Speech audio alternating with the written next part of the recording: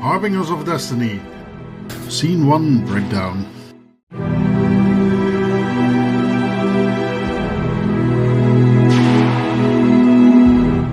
This opening forest shot was a real litmus test for me. I bump mapped every surface to get that classic late 90s FMV sheen and depth.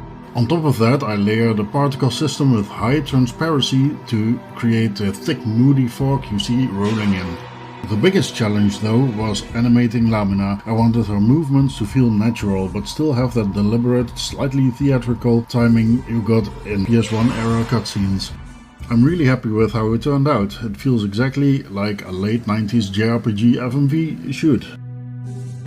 Scene 2 breakdown.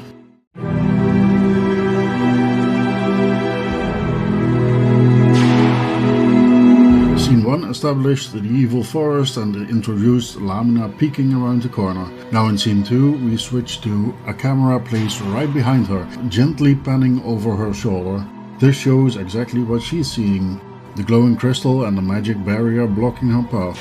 It's a fairly straightforward shot, but an important one. It establishes Lamina's goals, somehow getting past the barrier, while keeping the late 90s cinematic style. No crazy angles, just a calm, deliberate reveal that builds tension and pulls you into Lamina's perspective. Scene 3 breakdown.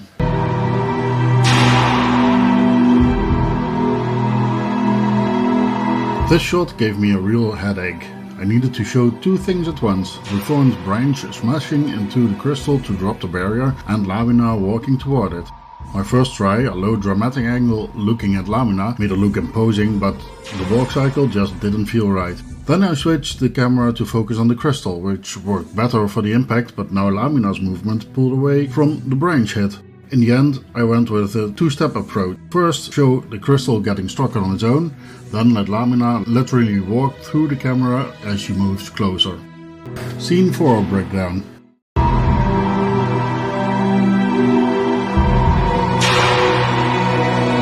This is Scene 4 where Lamina finally gets close to the crystal and barrier. She reaches out, but the invisible force pushes her hand back. I tried hard to sell that force field, but I'm not fully satisfied with how it turned out. The hand shiver is a bit too subtle. I hope it's clear that the barrier is physically blocking her. When the branch hits the crystal again, the force drops and her hand finally thrusts forward. She then looks at the displaced crystal and gets a spark of an idea. I actually had a static fizzle effect between her hand and the barrier in earlier versions, but it ended up looking like she was casting magic, so I removed it. I think I might revisit this whole scene later to make the force feedback feel stronger and clearer. Scene 5 breakdown.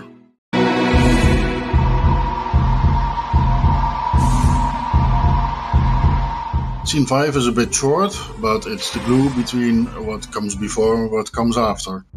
Lamina slowly steps back and takes a look around, examining her surroundings and planning her next move.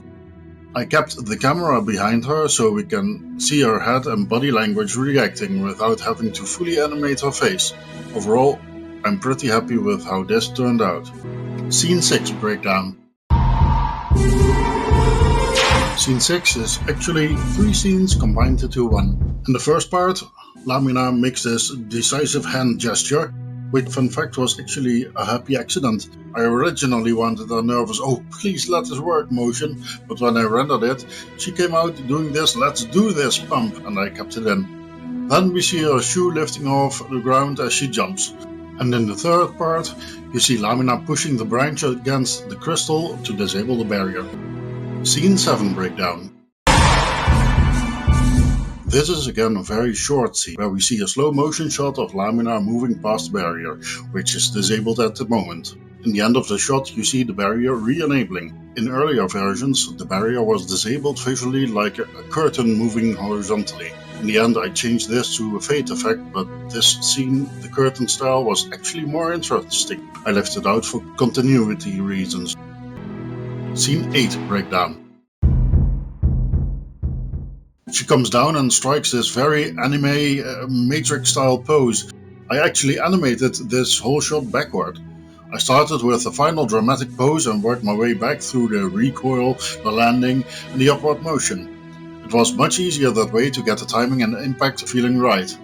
The pose itself is a bit over the top, but I love how it shows Lamina in a badass moment. Scene 9 breakdown.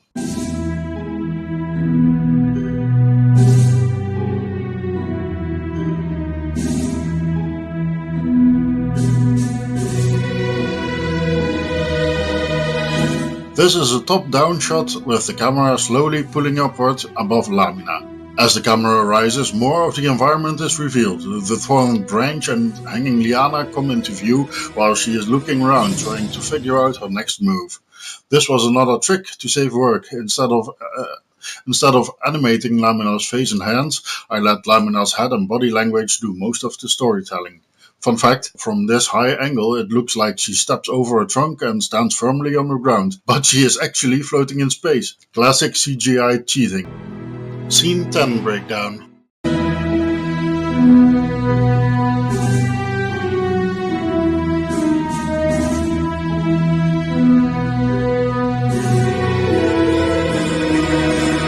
In this scene, we see Lamina still looking for an exit and realizing she can't seem to find one, only thick forest all around. As she shakes her head in desperation, she sees something creeping up on her. She turns around and sees the Ford Vision. Scared, she falls to the ground. Magic starts cracking all around. This was a pretty difficult shot for me. The camera pans upwards while Lamina emotes her complete thought process, and her turning around and falling to the ground is completely visible, so I wasn't able to take shortcuts. Comment on the short if you want to know how I made the magic sparks. I aim for an FMV fidelity somewhere between Final Fantasy 7 and 8. All in all, I think it came out pretty decently.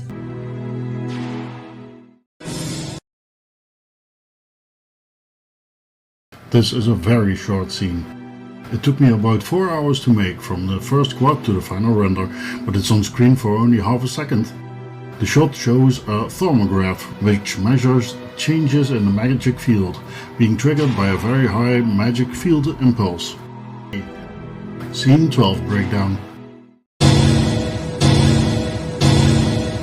This is the last scene in the Intro FMV Part 1 series, and shows the magic explosion from another angle far away. I used 4 separate particle systems to make it look like an explosion, just 1 or 2 looked far too artificial.